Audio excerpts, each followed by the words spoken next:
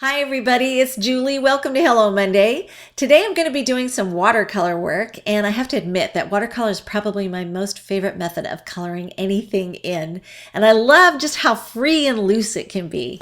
So the first thing I'm going to do is I'm going to take these little Distress ink cubes. Aren't they adorable?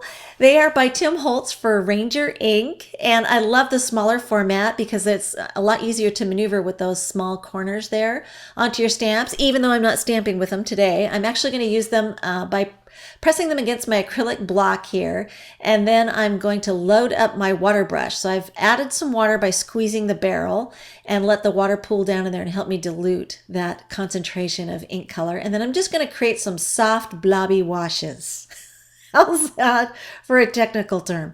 So make sure that you clean your brush in between switching colors. Otherwise, you could end up with a mixed color like purple, of course. If you mixed, a little bit of that pink and the blue, you'd probably end up with a form of purple. I didn't want any purple though, so I'm going to clean my brush and then load it up, add some more water to dilute it down. It's always easier to add more color if you need it than it is to try to take it away. And I'm working on the Marshmallow cardstock by Basil Basics. It is not a watercolor, but it actually looks very good with the watercolor on it, as long as you're not oversaturating the paper, which would cause it to pill. So I'm going to let that dry thoroughly. And then the great thing about this cardstock is it did warp a little bit, but I'm going to go ahead and just use my removable tape there to keep it flat. The great thing about this paper is that you can stamp on it and you're going to get very nice, crisp, smooth impressions because it's not lumpy or bumpy like traditional watercolor paper is. So that's one advantage to working with this kind of paper, and the fact that it will allow you to do a little bit of watercoloring with it.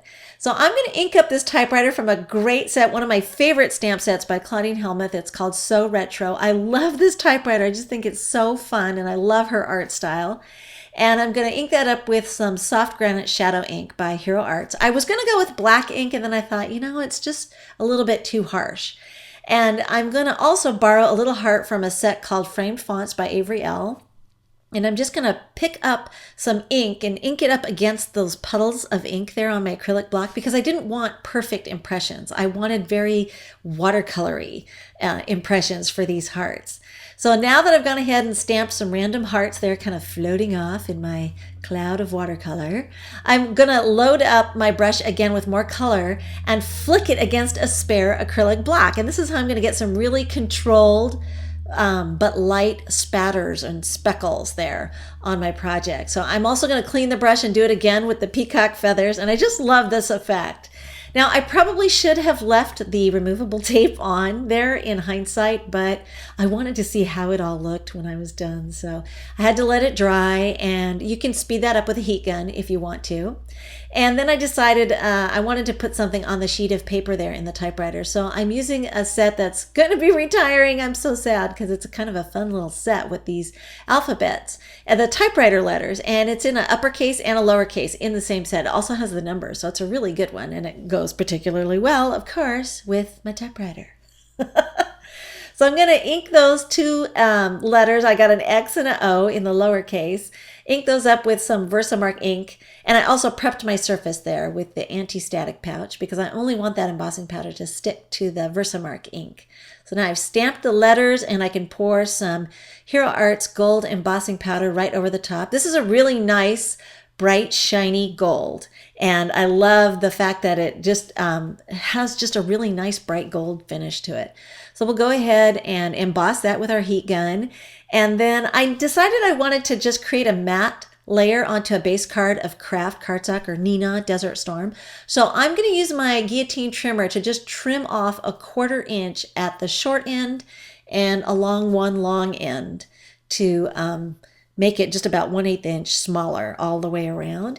And then I'm also using the Wink of Stella gold pen. Now this was my first experience with these markers or pens or whatever you want to. They have a brush nib, so I guess they're more like a brush marker.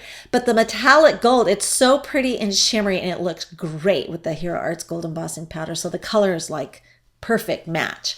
And then I had a scrap of washi tape in my bin there. I always save my little bits and pieces because they're perfect for something like this, just to add a little bit of accent.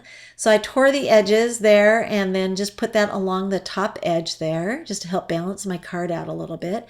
And then I'm going to apply some adhesive just to the interior portion of the back side of that panel and mount it there to my card front. And the reason why I avoided the edges was that I wanted to sew all around the perimeter and I didn't want my sewing needle to get gummed up in the adhesive. So you do want to make sure that you avoid sewing through the adhesive on your project. And then when I finished, I was like, normally I try to sit on my hands and not add one more thing, but I thought it would really complement this to take a few more hearts and stamp them with the gold Delicata ink, and that it would really finish it off perfectly. And I'm so glad I went ahead and did that extra step. I think it made this card have just a little bit of extra pop to it. Thanks for watching.